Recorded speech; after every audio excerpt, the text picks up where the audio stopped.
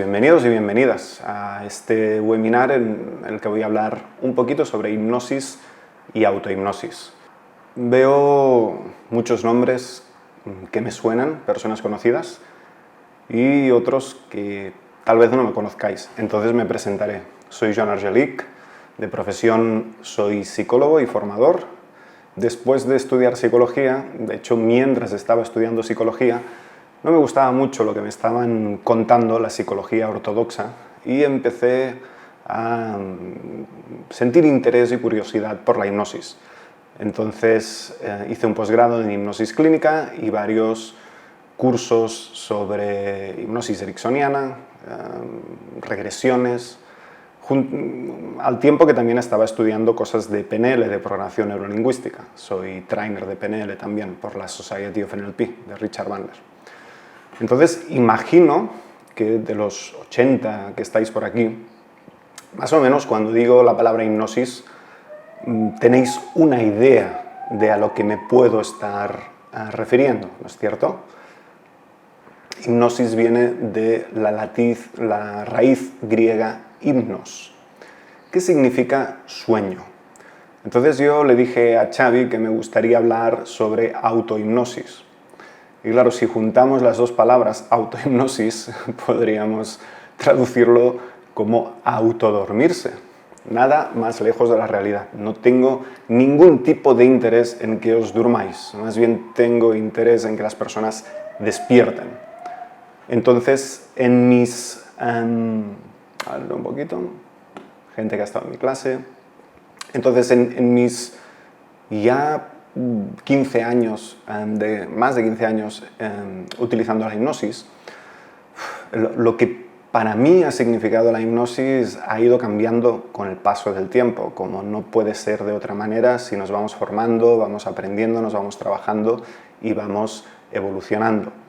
Ayer justamente empecé a ver, me dormí, pero empecé a ver la serie Freud de Netflix, que es reciente. Porque me hizo gracia, digo, a ver qué han hecho con el pobre Sigmund metiéndolo en una serie de Netflix, ¿no?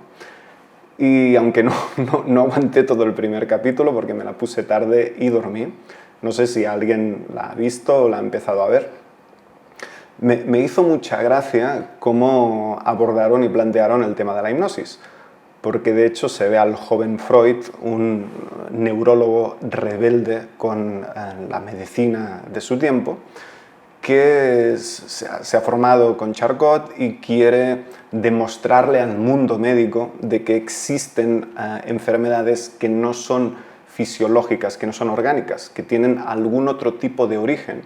Y para ello quiere utilizar y hacer una demostración con la técnica de hipnosis. La serie se llama Freud y la hacen en Netflix. No estoy diciendo que os la recomiende ni que sea una buena serie, porque vi solo, yo creo, un 75% del primer capítulo, pero me hacía gracia porque es Freud y yo soy psicólogo, a ver qué habían hecho con el personaje, ¿no? Y lo que me hizo gracia es que empieza la serie donde Freud está aparentemente haciendo una inducción hipnótica con una mujer, porque en esa época los psicoanalistas trabajaban mucho con mujeres que estaban diagnosticadas de histeria. Y bueno, Freud saca un reloj y le empieza a hacer una inducción diciéndole que mire fijamente al péndulo, que en ese caso es un reloj, y escuche sus palabras y se vaya durmiendo. Y entonces empieza a hacerle como una regresión en la que se supone que esa mujer tiene una hija y esa hija fue atropellada por un carruaje. Entonces la mujer gritó para que su hija pudiera salvarse, pero no fue suficiente. La hija no lo escuchó y no estuvo a tiempo. Entonces se supone que esa mujer desarrolló un síntoma histérico y dejó de hablar y lleva 30 años sin hablar. Entonces hace todo lo que aparentemente sería un trabajo con una regresión hipnótica y al final de esa escena se ve que está fingiendo la mujer y que de hecho Freud la está utilizando para hacerle creer a los médicos que existe eso que es la hipnosis y que existen un tipo de trastornos en la neurosis que son la histeria con síntomas conversivos y entonces a través de la hipnosis es posible sanar. Lo curioso del caso, sé que estoy haciendo un spoiler, pero son los primeros minutos de la serie, es que a medida que va avanzando el capítulo, y de hecho él llega un momento en que le toca hacer la demostración con los médicos, lo que pasa es que mientras está fingiendo la inducción hipnótica, la mujer entra en trance y acaba conectando con esa experiencia que ella nunca ha vivido y acaba reaccionando perdiendo la voz. Entonces Freud se da cuenta de dos cosas. Una es que sí que existe eso de la hipnosis y del trance, y dos, que como lo habían practicado unas 40 veces, el inconsciente, en términos freudianos, subconsciente, de esa mujer se había creído que realmente esa experiencia había ocurrido. Entonces me hizo mucha gracia porque una de las utilizaciones de la hipnosis o del lenguaje hipnótico en PNL es esa idea justamente de sembrar ideas o construir experiencias, de colocar información en la cabeza de las personas. Entonces me hizo mucha gracia el planteamiento que hicieron, ¿no? Entonces, es una idea interesante en relación a la hipnosis. Luego os hablaré de autohipnosis, es decir, de cómo podemos utilizar todo lo que las técnicas hipnóticas y el estudio del hipnótico ha ido produciendo en el último siglo para utilizarlo con nosotros mismos, para gestionar nuestros estados y crecer como personas. Pero en esa idea clásica de hipnosis, la que se estuvo manejando todo el siglo pasado hasta que apareció la figura de Milton Erickson, que supongo que más o menos os suena, un psiquiatra que le dio un vuelco a la utilización de la hipnosis y desarrolló otra aproximación a la hipnosis y al trance, que se acabó llamando hipnosis ericksoniana, aunque no es un nombre que le puso él, se lo pusieron sus discípulos. Hasta ese momento, la idea de hipnosis es lo que yo llamo la hipnosis clásica, que es donde había un hipnotista que era una persona que tenía unos protocolos, unas técnicas, que las leía y colocaba a las personas o guiaba a las personas hasta un estado que llamaban trance, donde desde ahí básicamente se podían hacer dos cosas. Una era sugestionar a la persona, darle sugestiones sobre cómo tenía que pensar, cómo tenía que sentir, cómo tenía que hacer, o también se podía utilizar haciendo hipnoanálisis, haciendo regresiones para poder explorar material reprimido que presuntamente se había quedado oculto en las capas más profundas del inconsciente. Entonces estaba actuando desde la sombra, en términos junguianos, y estaba afectando a la persona a través de síntomas que se estaban generando. Y la idea en esas regresiones hipnóticas era que si se accedía a esas experiencias originales reprimidas y la persona tomaba conciencia, las podía expresar, entonces la persona sanaba y desaparecían los síntomas. Ese era básicamente el enfoque que se le estaba dando a la hipnosis. Debo de reconocer que al principio yo me sentí muy atraído por esta idea. En general, los que nos dedicamos a la psicología, los coaches, los del mundo de la ayuda, los médicos, empezamos en lo que se llama el rol del salvador. Es decir, como que nosotros tenemos algún tipo de autoridad o conocimiento y trabajamos desde una actitud en el que vemos a los clientes como, entre comillas, unas víctimas, es decir, unas personas que necesitan de nuestra ayuda. Y establecemos un tipo de relación asimétrica en la que hay un profesional que sabe y hay un paciente que no sabe y somos nosotros los que tenemos que hacer algo por él, ¿no? Pues bien, esto empezó a cambiar a finales del siglo pasado, donde uno de los precursores fue Milton Erickson, donde desarrolló una concepción de la psicoterapia que era diferente a la que se estaba utilizando hasta el momento. Milton Erickson entendía la psicoterapia como un encuentro entre dos personas, dos seres humanos que no se conocían el uno al otro y en el que se establecía una relación en el que se tenían que descubrir cosas que hasta el momento no se sabían. Entonces él trabajó mucho la idea de desarrollar tu propia metodología, ver a la persona que tienes delante como un ser humano único, especial, que nunca va a haber un duplicado, y explorar cómo era esa persona, respetar todo lo que había en esa persona y desde ahí abrirse a algo nuevo, a algo diferente. Enseñarle a que la persona pudiera ser más flexible. Entonces Erickson, en lugar de utilizar esta idea de la hipnosis para dar sugestiones directas sobre lo que tenía que pasar dentro de la persona en base a un protocolo, en base a una técnica, o ir al pasado para recuperar algún tipo de material reprimido y así sanar, empezó a utilizar la hipnosis para enfocar a las personas desde el presente hasta el futuro, para enfocarlos en hacer cosas nuevas, sobre todo, es decir, en romper los viejos patrones de conducta aprendidos.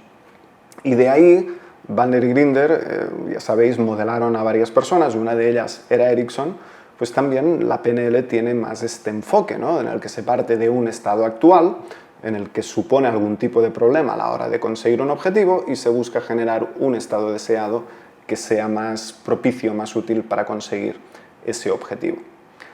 Entonces, más recientemente yo me formé, porque llegó un momento que dejó de interesarme la hipnosis en términos clásicos como yo la había aprendido. Empecé a formarme en otras cosas, a darle mucha más importancia al cuerpo, a las emociones. Me formé en constelaciones familiares, me he formado últimamente en psicología de los yoes, voice dialogue. Y poquito antes de esto conocí a Stephen Gilligan, un discípulo de Erickson que desarrolló un modelo que se llama el trance generativo, donde, a diferencia de Erickson, Gilligan le da mucha importancia también a la mente consciente. Es decir, tal y como yo estoy utilizando la hipnosis en los últimos años, y creo que es la manera más útil de utilizarla en los tiempos que corren, más que dormir la mente consciente, que es lo que se buscaba en hipnosis clásica, o sortearla, que es lo que se buscaba en hipnosis ericksoniana. Por eso Erickson desarrolló estrategias de intervención indirecta y la comunicación indirecta para que el consciente no fuera un obstáculo para las intervenciones. Gilligan trabaja con la mente inconsciente y con la consciente como dos mundos complementarios entre los cuales, a través de una buena comunicación, emerge algo nuevo, que es la creatividad y la posibilidad de abrirse a otras posibilidades. Por lo tanto, lejos de entender la hipnosis como un proceso en que las personas se duermen, o lejos de entender la autohipnosis como un proceso en el que nos tenemos que quedar dormidos, a día de hoy, tal como yo lo entiendo y lo que os quiero transmitir, es que más bien el trance, porque de hecho yo ya no utilizo casi la palabra hipnosis, es más bien una manera de ampliar la consciencia, de ganar en autoconocimiento y en autoconsciencia. Y para ello necesitamos que la mente consciente esté atenta y colabore en ese proceso. Entonces, dicho esto, sí que podemos pensar en términos de sugestión, de sugestionabilidad, que estamos sujetos todo el tiempo a una gran cantidad de hipnosis. Si recuperamos esa vieja idea de la hipnosis clásica en la que hay una persona que tiene una cierta autoridad, en ese caso era un médico o un psiquiatra, o si no, en el mundo del espectáculo, una persona que se otorga un tipo de poder personal o se viste de una manera misteriosa en el que se supone que sabe hacer algún tipo de cosas, y hay una persona que recibe esos mensajes y reacciona a esos mensajes, es decir, transforma, modifica su experiencia subjetiva, su sistema de creencias, su manera de sentir, su manera de hacer, en función de lo que le está diciendo esta persona, pues podemos llegar a la conclusión que todos y cada uno de vosotros, y por supuesto yo mismo, hemos sido hipnotizados muchas veces en nuestras vidas. Y los que sois padres, constantemente estáis hipnotizando a vuestros hijos. Y los maestros nos han hipnotizado. Y es un proceso súper natural. Como sabéis los que habéis estudiado PNL, para poder comprender las palabras necesitamos evocar experiencias sensoriales, lo que llamamos BACOX, imágenes, sonidos, sensaciones, olores, sabores, porque la experiencia primaria es a través de los 5 sentidos. Entonces ya sabéis que el proceso de aprender a hablar es conectar palabras que son arbitrariedades que hemos acordado, un código que hemos acordado las personas para hacer referencia a esas experiencias subjetivas. Pero es que además esas palabras constituyen lo que llamamos creencias y todos tenemos un sistema de creencias que nos sirve para orientarnos, para ir por el mundo, para poder tomar decisiones. Incluso que cuando hablamos de creencias sobre identidad, aquellas que expresamos después de decir yo soy. Si alguien dice yo soy catalán, o yo soy español, o yo soy del Barça, o yo soy del Madrid, o yo soy psicólogo, o yo soy penelista, está describiendo sus identificaciones, que no es lo que eres, no es lo que es aquello que creemos que somos, porque en esencia no solo somos eso y muchísimas más cosas. Lo que pasa es que para poder reconocernos a nosotros mismos como un yo, como una entidad psicológica y para poder mostrarnos a los demás y salir al mundo, cogemos una serie de identificaciones, las llevamos a nivel de identidad, entonces decimos que somos eso, con lo que nos definimos. ¿Cuál es el problema? Que potencialmente somos muchas otras cosas y cuanto más creemos que solo somos aquello que creemos, menos estamos abiertos a cambiar, a transformarnos y a desplegar todo nuestro potencial. Entonces, una de las reflexiones que podemos hacer es cuántas veces hemos sido hipnotizados, cuántas cosas nos hemos creído porque alguna persona a la que le hemos dado una autoridad, porque considerábamos que esa persona era una fuente autorizada para transmitir esa información, lo hemos escuchado, ¡pum!, y eso ha generado una semilla que se ha quedado ahí en nuestro sistema de creencias y por lo tanto nos sigue guiando por el mundo, nos sigue guiando en nuestros procesos de tomar decisiones, en nuestros procesos de vivir. Entonces es interesante y lo podemos llevar a ejemplos de la vida cotidiana, porque ya existe la hipnosis virtual a través de los WhatsApps. Es una manera muy sutil de hipnotizar el WhatsApp. Partamos de la base de algo, que es que el cuerpo vive en un eterno presente y que de hecho solo existe este instante vivo que es el presente, que es el aquí y el ahora. Ahora bien, la mente es más cuántica, si me permitís, y puede viajar a través del tiempo, puede irse al pasado, puede irse al futuro. ¿Cuál es el problema? Que el cuerpo no está diseñado para empacharse de información, de noticias, de WhatsApps. Entonces, cada palabra que leemos por el WhatsApp, cada palabra que escuchamos por las noticias, eso genera una experiencia aquí dentro que tiene que ser digerida y procesada por el cuerpo. Y a día de hoy todos estamos empachados de información. Nuestro cuerpo está saturado de información y está en un proceso constante de digerir. Es decir, tú puedes estar, por poner un ejemplo, hoy que no podemos salir de casa, pues en casa, ¿no?, tranquilamente, no sé, mirando las musarañas, mirando por la ventana, viendo los pajaritos, escuchando cómo aplauden a los médicos, viendo la calle donde no hay nada, viendo la forma que están adoptando las nubes en ese momento. Y esto sería un instante de presencia, un instante de aquí a ahora, donde no ocurre gran cosa. Simplemente está eso, están las nubes, están los pajaritos, están los aplausos. Entonces ahí entramos en lo que yo llamo modo perro, ¿no? El perro está ahí en trance, está ahí en el aquí y el ahora, y a menos de que aparezca un estímulo externo que llame su atención, no se activa, está ahí descansando.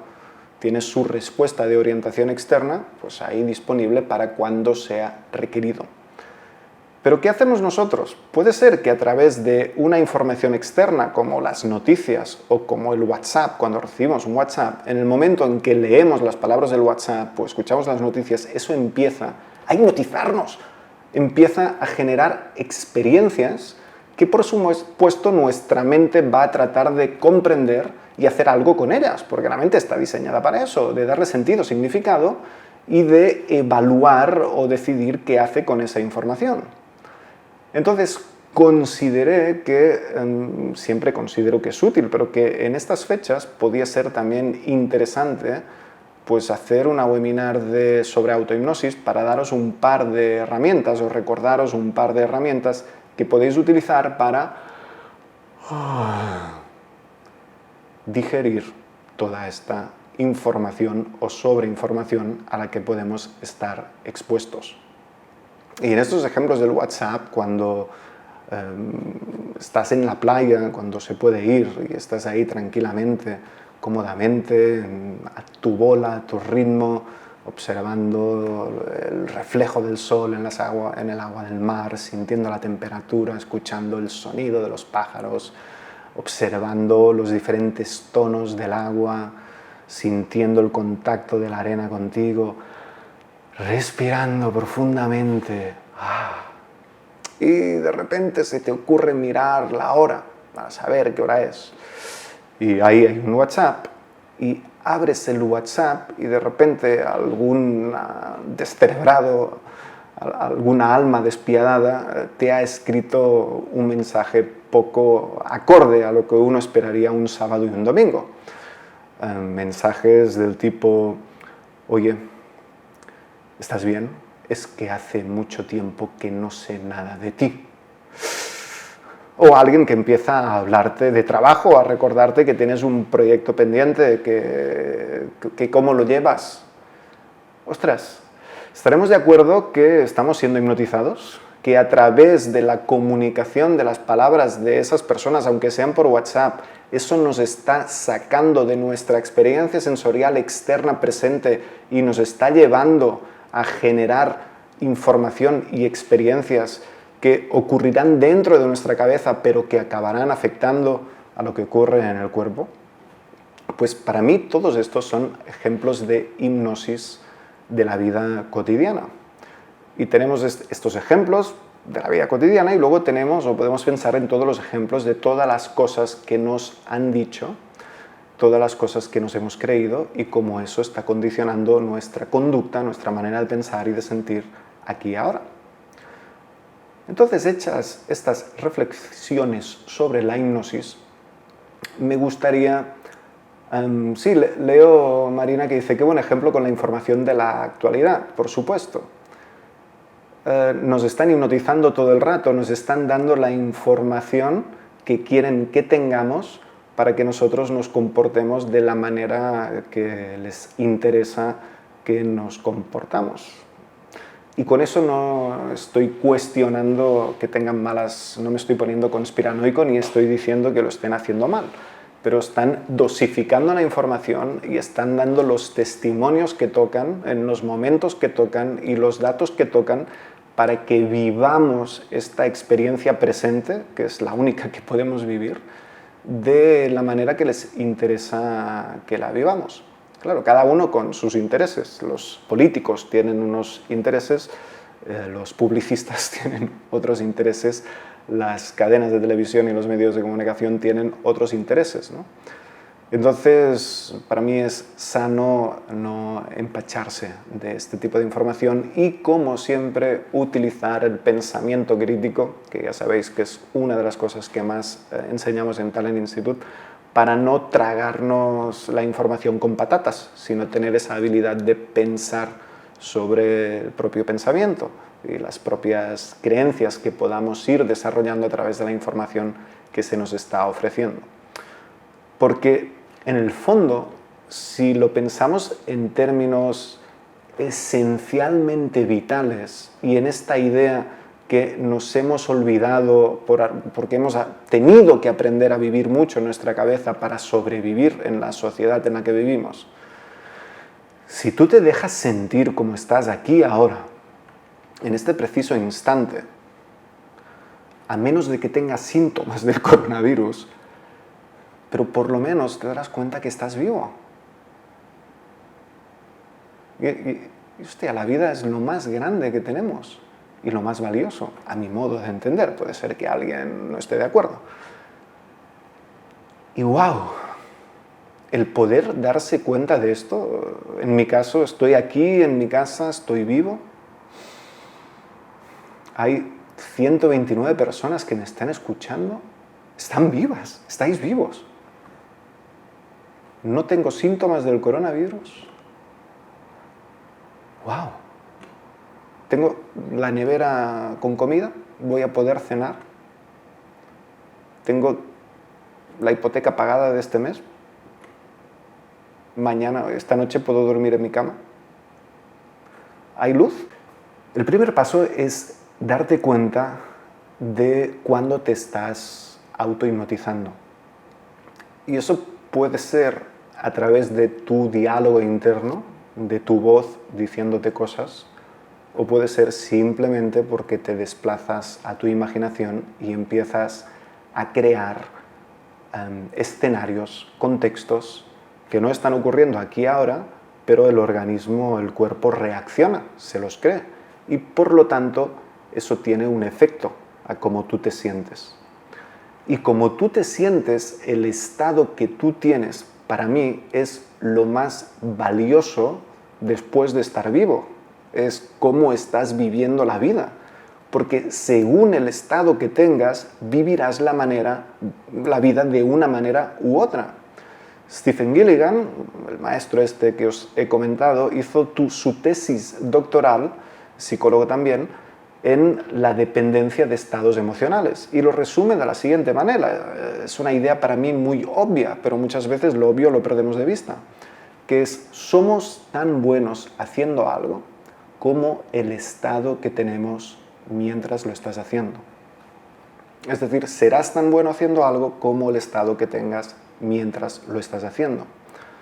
Y esto sirve para todo. Sirve para conducir, sirve para estudiar, sirve para trabajar, sirve para fregar los platos, sirve para hacer el amor, sirve incluso para hacer pipí. Hay un nivel determinado de tensión a partir del cual el pipí no sale. Entonces, desde un estado de mayor relajación, es más fácil soltar, es más fácil vaciarse para abrirse a otras cosas nuevas. Entonces, es muy interesante poner conciencia, sobre todo en estos días, si tenemos más tiempo, qué estamos haciendo, cómo nos estamos autohipnotizando.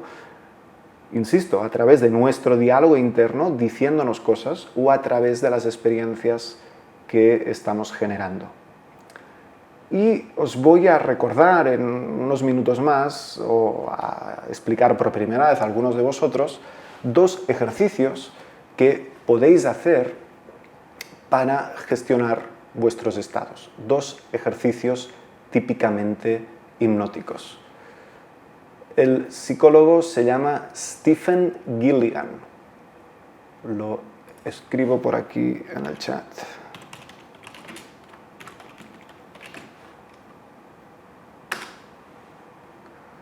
Estuvo en el grupo inicial de la PNL con Bandler y Grinder, pero luego él ahora trabaja con Robert Dills, salió de los modelos de Bandler y Grinder, y ya sabéis que luego también se separaron, y estuvo 7 años con Ericsson. Entonces para mí es una de las personas que mejor conoce el trabajo ericksoniano y también ha sabido adecuar mejor la hipnosis al siglo XXI. De hecho, él no utiliza la palabra hipnosis, utiliza la palabra trance, habla de trances generativos.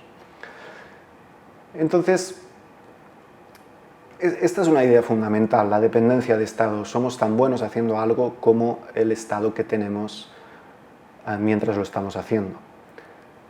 Entonces, las técnicas autohipnóticas son bien sencillas, pero hay algunos enemigos que somos nosotros mismos, algunos tipos de procesos mentales que nos dificultan el llevar a cabo esas técnicas.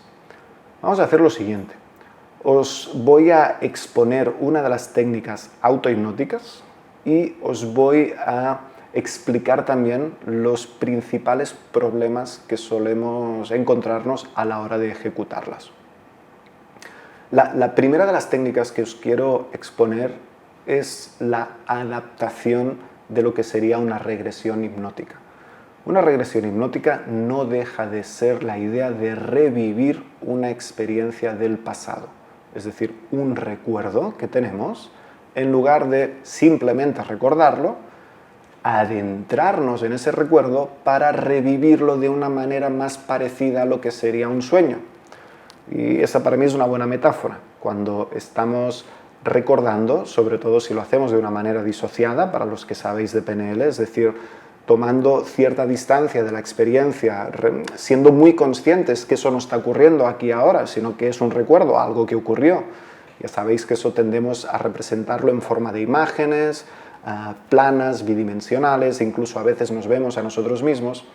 Entonces ahí el impacto emocional que tenemos es menor que si aprendemos a adentrarnos en esas experiencias, desplegar todas las modalidades sensoriales, los sistemas representacionales, para poder revivir más intensamente esas experiencias. Erickson, de hecho, utilizaba las regresiones hipnóticas a la infancia, pero no para buscar traumas o material reprimido, sino porque justamente en las experiencias de aprendizaje temprano de la infancia tenemos un montón de recursos, de curiosidad. Todavía no tenemos un montón de creencias que ahora nos limitan, del tipo yo para esto no sirvo, yo es que soy patoso, yo es que soy demasiado mental para la hipnosis, uy, es que a mí no se me dan bien esto de generarme estados. Todo esto es bullshit, nos lo creemos, está ahí, son nuestras creencias y hay que respetarlo, pero son aprendizajes. Erickson solía empezar las regresiones diciendo: me gustaría recordarte un duro trabajo que tuviste que hacer.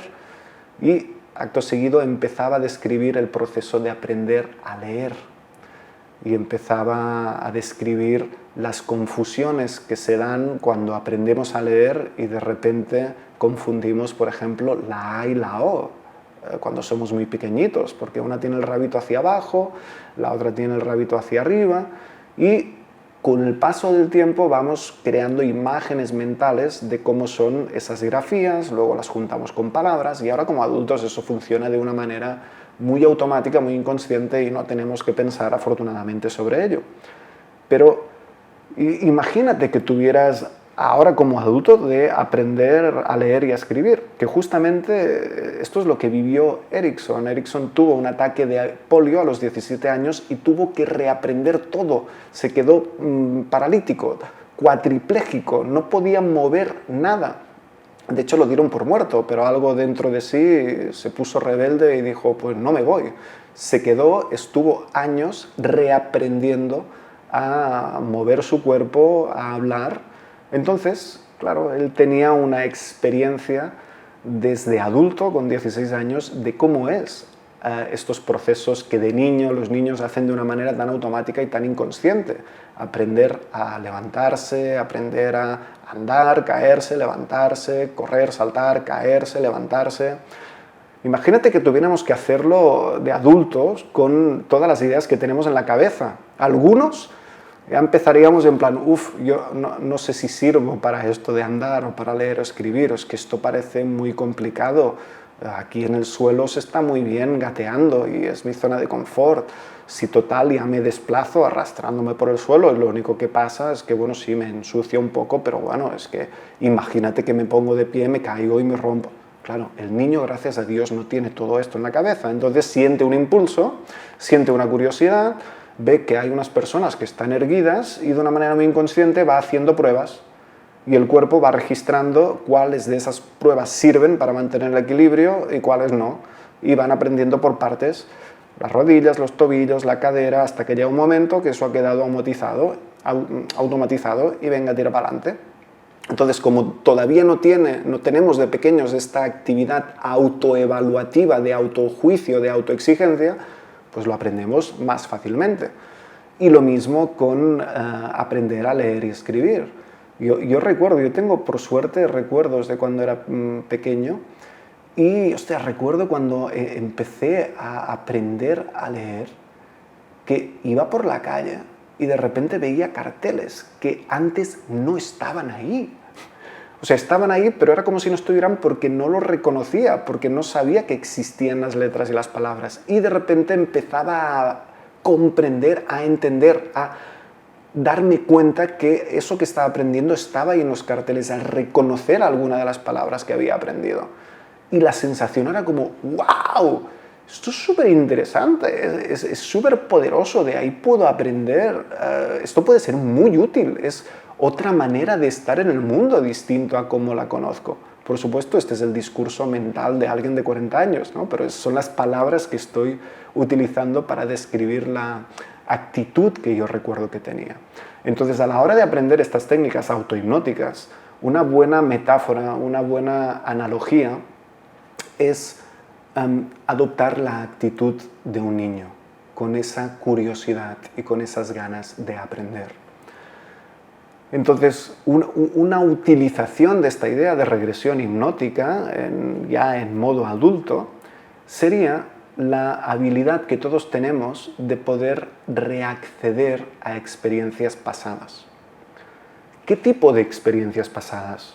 Ostras, pues en general cualquiera que te pueda ser útil para que en el presente estés en el estado adecuado que te sirva para llevar a cabo la tarea que tienes que hacer.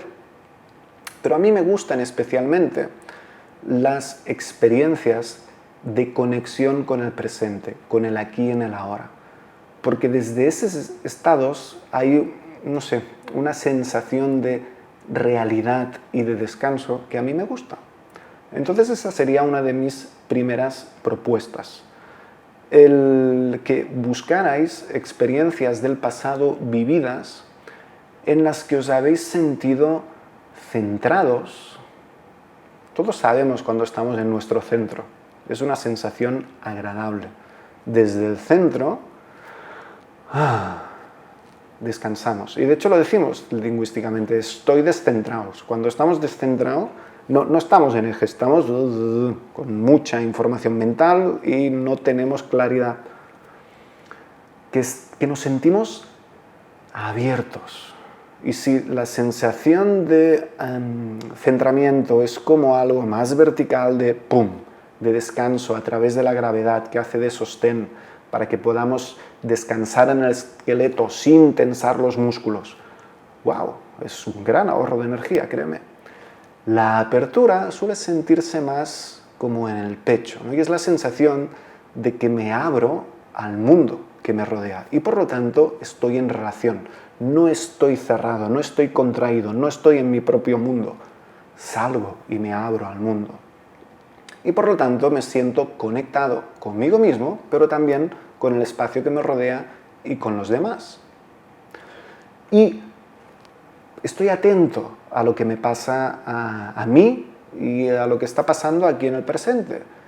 Y desde ahí normalmente aparece una sensación de confianza, como de la sensación de ser capaces de sostener cualquier cosa que pueda pasar.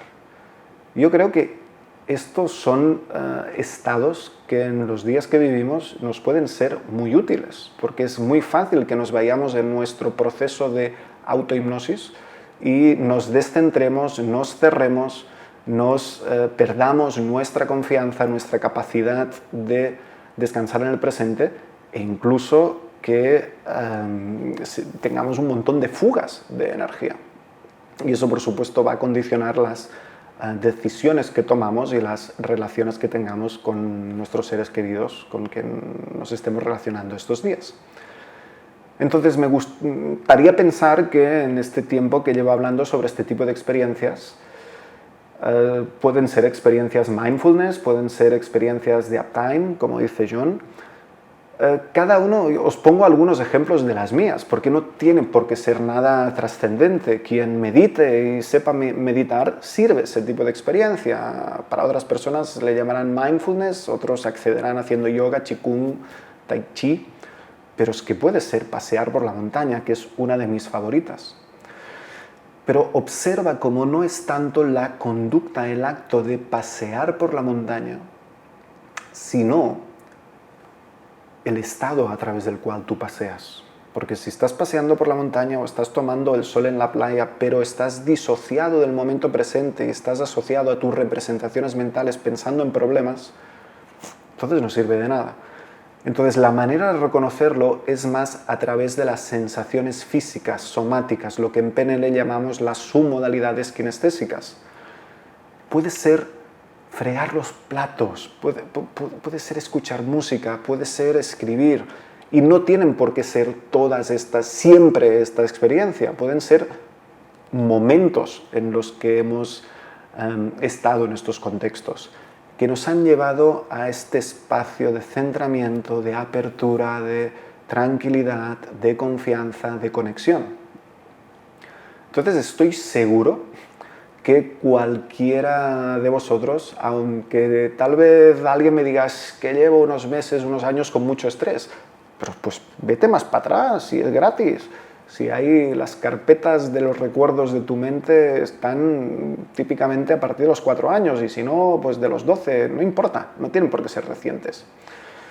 Entonces, la idea es poder utilizar estas experiencias para poder acceder a estos estados aquí y ahora. ¿Cómo? Es muy simple. Es cerrar los ojos y desplegar esa experiencia de la misma manera que la viviste. Es decir, reviviendo a través de tus ojos lo que estabas viendo en ese momento, accediendo a los sonidos tal cual ocurrieron, sintiendo las sensaciones que había en esa experiencia, tanto las externas como las internas, los sabores, si los había, los olores. Esa es la idea. Y ahora vamos con las dificultades que solemos tener. Uno de los sospechosos habituales es la exigencia y la expectativa de que tengo que hacerlo bien. Suéltalo, no tienes que hacer nada, justamente se trata de dejar de hacer. Entonces, la actitud es de curiosidad y de aceptación de estar en un sí a lo que es tal y como es. Te pongo un ejemplo, si lo pudiéramos medir del 0 al 10, donde 10 sería como si fuera un sueño, es decir, de repente, y eso es posible con la práctica, aislarse por completo del contexto presente y asociarse totalmente a una experiencia pasada. Es como esa sensación de ensoñación diurna, ¿no? Que estás ahí como durmiéndote y de repente dices, hostia, me había ido a ese recuerdo o a esa experiencia imaginada. La manera de hacerlo es, pues, si en lugar de un 10, hoy estoy en un 5, de momento estoy en un 5. Y el 5 está bien. Y desde ahí ocurre la magia. Porque desde ahí es mucho más fácil llegar al 6. Cuando la actitud es, joder, es que hoy estoy tenso, y hoy solo estoy en un 5, yo quería llegar al 10. Y ahora porque no estoy en un 10, ya te has ido del 5 al 3. Y del 3 te irás al 2.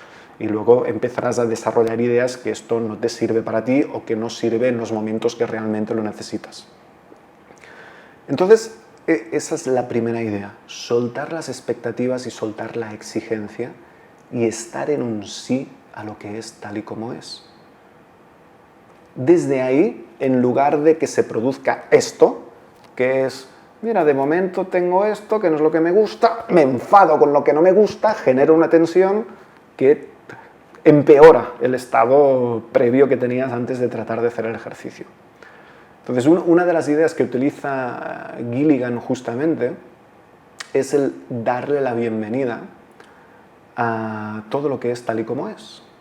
Es decir, tú dices, ok, voy a relajarme, voy a acceder a estas experiencias. Empiezas a pensar en tu playa, en tu jacuzzi, en tu montaña. Y de repente, ¡pum!, aparece otra parte de ti que es su función, tal vez quiera recordarte que es muy importante que no te olvides de mandar un email. O de repente una parte que se está preocupando por si vas a poder pagar la hipoteca dentro de 3 meses. Entonces ahí nuevamente, y este es el segundo de los hándicaps que nos solemos encontrar. Uno es las expectativas, la exigencia, el otro es cuando hay interferencias. Nuevamente, si esa interferencia es recibida con este tipo de energía, crecerá, se multiplicará. Si cuando aparece esta interferencia se le da la bienvenida, se disuelve, no molesta tanto. Entonces, por ponernos un ejemplo, lo que yo utilizo es cuando aparece esa parte de mí que considera que es mejor estar haciendo algo más, esa parte de mí, mi yo pusher, empujador, que es mi parte productiva, considera que es mejor estar haciendo cosas que no estar en estados meditativos, pues yo le digo, bienvenida, porque sé que es su función. Y gracias a ella, pues cuando me paso de tiempo viendo una serie de Netflix, pues me recuerda que tengo otras cosas que hacer. Entonces internamente le podemos decir a esa parte, ok, sé que es importante mandar ese correo, sé que es importante diseñar una estrategia, tener un plan para poder conseguir ingresos extras, totalmente de acuerdo. Justamente ahora estoy haciendo un ejercicio para acceder a un estado que me permita poder abordar todo eso que tengo que hacer de una manera más eficiente y más eficaz. Acordaros, la dependencia de estado. Entonces, vamos a contar con esto, que habrá momentos en los que se pueden cruzar pensamientos. Y ahí mi idea, mi recomendación, lo que me gustaría que practicaras es que en lugar de luchar y de ir en contra, simplemente les acojas, les des la bienvenida y sientas que realmente eso es una parte de ti mismo, es una parte de tu mente, como le llamamos en psicología de los yoes, es un yo tuyo que tiene esa función y por lo tanto está bien, pero que en ese momento tomas nota y te ocuparás unos minutos después. A mí, chicos y chicas, me funciona muchísimo. Y os invito a que lo probáis. Esa actitud de estar en un sí cuando hagáis vuestras autohipnosis, vuestros trabajos, de asociaros a experiencias, de cuando hay algún elemento disruptivo, acogerlo. Y esta sería una de las técnicas clásicas de utilización de la autohipnosis, el acceder a una experiencia vivida. Antes de empezar, yo os recomiendo que os toméis unos instantes para dirigir la atención hacia afuera, para vaciar un poco el ruido mental que podáis tener y entonces os enfoquéis en vuestra respiración, que seáis conscientes de vuestro cuerpo, porque lo que es verdaderamente interesante no es tanto pensar sobre la experiencia, sino adentrarse en la experiencia y empezar a sentir cosas en el cuerpo, que es donde hacemos las tensiones y donde sentimos los signos de estrés, aunque los podamos originar a nivel mental. Entonces dirigir un rato la atención hacia afuera, observar cómo es la respiración y desde ahí, yo más que buscar una experiencia en concreto, me abro y me doy como una autosugestión cuál es la experiencia positiva que es mejor para mí revivir aquí y ahora, hoy. Y va cambiando, no todos los días es la misma. Entonces, desde ahí, trato de adentrarme dentro del contexto, viendo lo que hay arriba, a mi alrededor, tomando conciencia de lo que hay detrás, incluso mentalmente giro la cabeza y lo observo, identifico los sonidos, de dónde viene, trato de acceder a olores, siento las sensaciones externas, lo que pasa dentro de mí, y me quedo ahí unos minutos respirando con eso. Y es posible que se vayan sucediendo experiencias, pensamientos. Si tú estás ahí cómodamente respirando y relajándote, está bien. No tienes por qué quedarte muchos minutos en una sola experiencia, porque en el fondo lo único que estamos haciendo es un truquito para que al cabo de 15-20 minutos, cuando abras los ojos, estés en un estado más presente, más conectado, más abierto, que te permita hacer lo que sea que tengas que hacer. La segunda herramienta todavía no os la he explicado, os la voy a decir ahora. Y creo que sí que queda grabada la sesión. La primera técnica es esta. Si alguien tiene alguna duda sobre esta primera técnica autohipnótica de revivir una experiencia pasada, me la puede preguntar antes de que os explique la segunda. Entonces, vamos a la segunda. Que la segunda es... Cuando Gilligan me explicó esto me hizo mucha gracia. Porque cuando estaban ahí en la casa de Erickson, porque como él estaba ya estaba mayorcito, pues hacía sus seminarios en su casa y la gente iba a verle. Cuando alguien le preguntaba, por cierto, ¿nos vas a hablar sobre autohipnosis? Erickson iba a un telefonillo que tenía ahí en el despacho, que lo conectaba con el habitáculo donde estaba su mujer, y su mujer, que se llamaba Betty. Erickson le decía, Betty, quieren aprender sobre autohipnosis. Y entonces, al cabo de un tiempo, aparecía la mujer de Erickson, Betty, y les enseñaba una técnica autohipnótica, que es la siguiente, y con esto responderé también la pregunta de John. Os he planteado como dos enfoques clásicos en hipnosis, ¿no? Una era el de regresiones, con el cual con esta primera técnica de autohipnosis, a través de acceder a una experiencia vivida y meternos dentro de ella para revivirla y llevar al presente todas esas sensaciones, y la otra era la idea de sugestión, de cómo a través de las palabras las personas somos sugestionables, porque sabemos que las palabras lo que hacen es empaquetan experiencias sensoriales que son imágenes, sonidos, sensaciones, sabores y olfatos.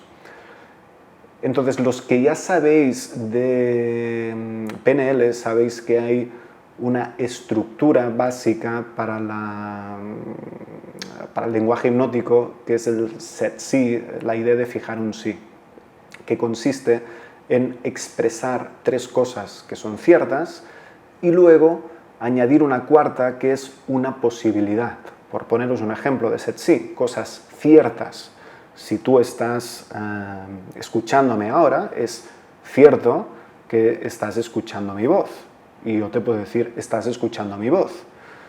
Y si tú estás escuchando mi voz, es cierto que estás respirando. Por lo tanto, te puedo decir, estás escuchando mi voz y estás respirando. Y si estás escuchando mi voz y estás respirando, es cierto que tu corazón está latiendo. Entonces, te puedo decir, estás escuchando mi voz, estás respirando y tu corazón late. Estos serían tres evidencias, tres hechos de cosas que son ciertas y son verificables sensorialmente. Y entonces en la cuarta, ahí evocaríamos algo del tipo, y puedes empezar a sentirte mejor. Eso sería una sugestión. Entonces, ¿cómo nos quedaría este set sí? ¿Estás escuchando mi voz? Por supuesto, estás respirando. Y tu corazón late. Puedes empezar a sentirte mejor.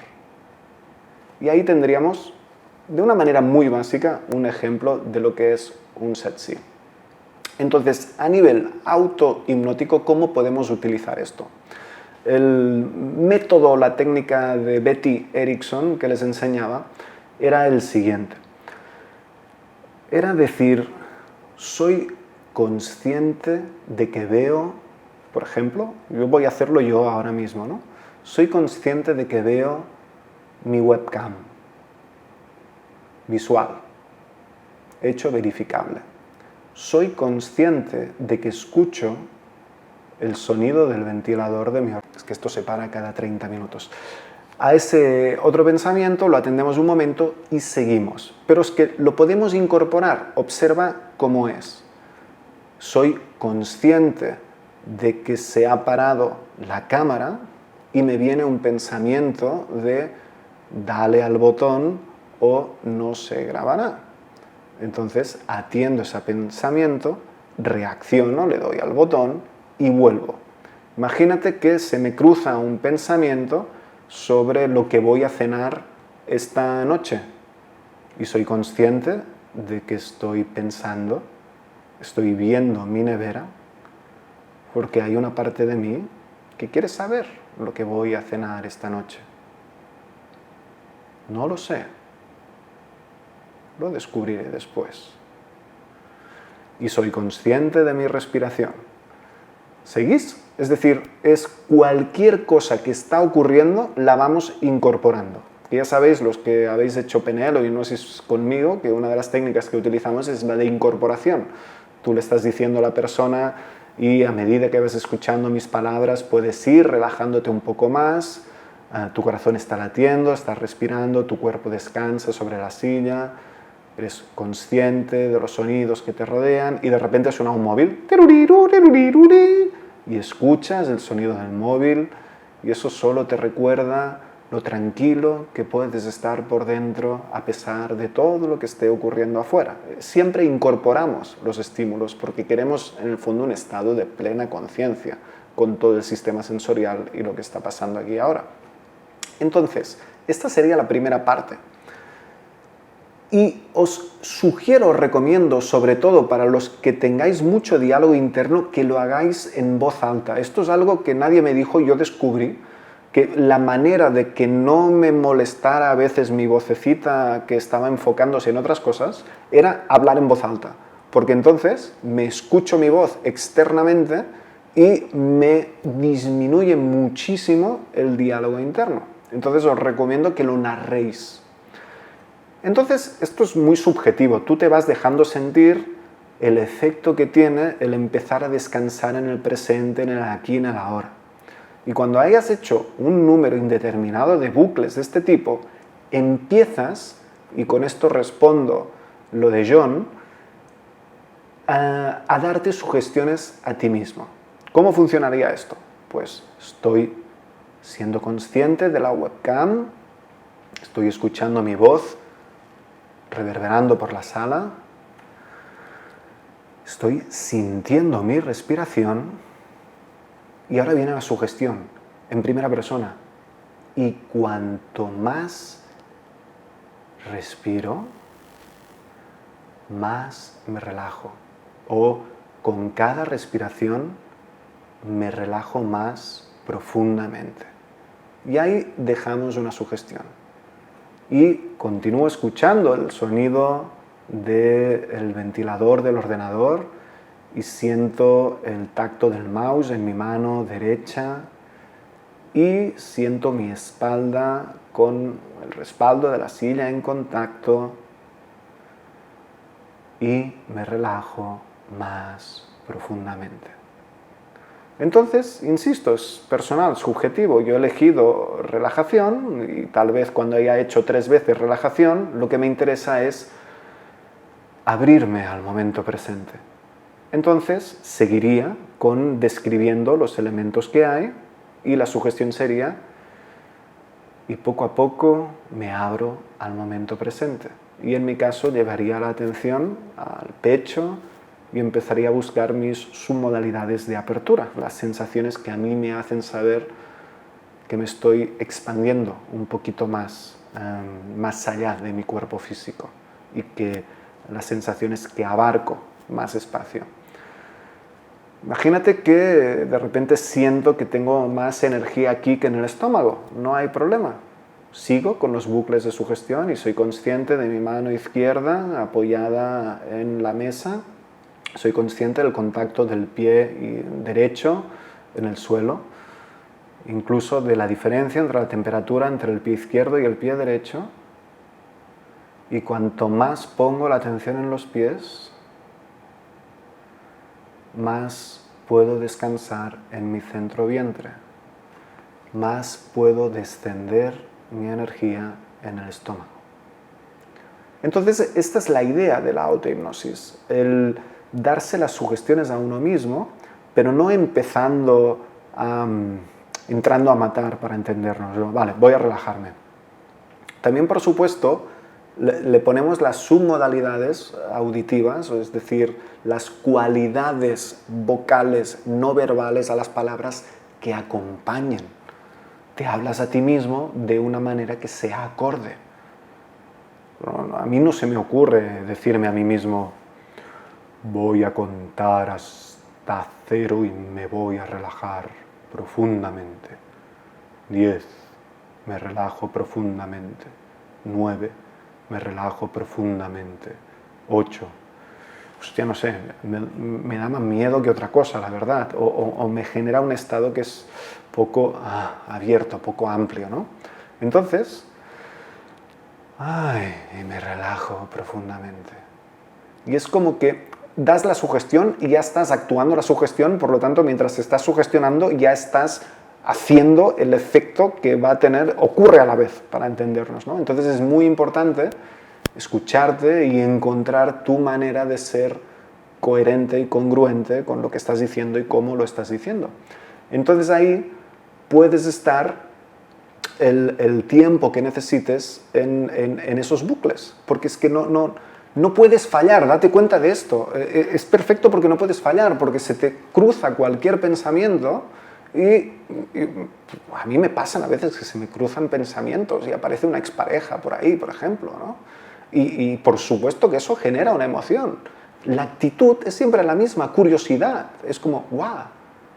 Y de repente apareces, te recuerdo con tal persona. Y a veces me entran ganas de llorar y mis ojos se ponen húmedos. Y a veces cae una lágrima. Y una lágrima recorre mi cara. Porque muchas veces cuando llegamos a un nivel de relajación o de bienestar, ¡pum!, aparecen recuerdos o cosas que no son coherentes porque empezamos a sentir peligro. Ahora aquí me voy a salir de madre, pero si me permitís 3 minutos. De alguna manera, lo que Freud hubiera llamado mecanismos de defensa, que ahora es más moderno llamarle estrategias de afrontamiento, es para protegernos del dolor y de la vulnerabilidad. Entonces, cuanto más relajado está el cuerpo y cuanto más abiertos estamos, más sensibles somos. Y eso es bueno o malo.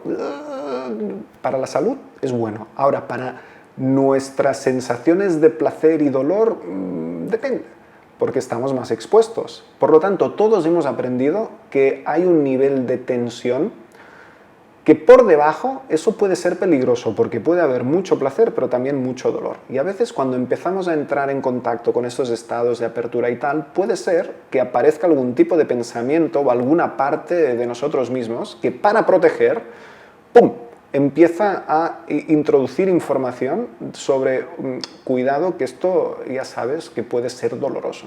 Entonces, una excelente manera de autotrabajarse es en estos estados en los que estamos más abiertos y relajados, darle la bienvenida y enseñarle al cuerpo y en la mente que desde ese estado de bienestar es posible sostener esa experiencia que en el pasado fue dolorosa y no supimos gestionar, que aquí ahora sí es posible hacerlo.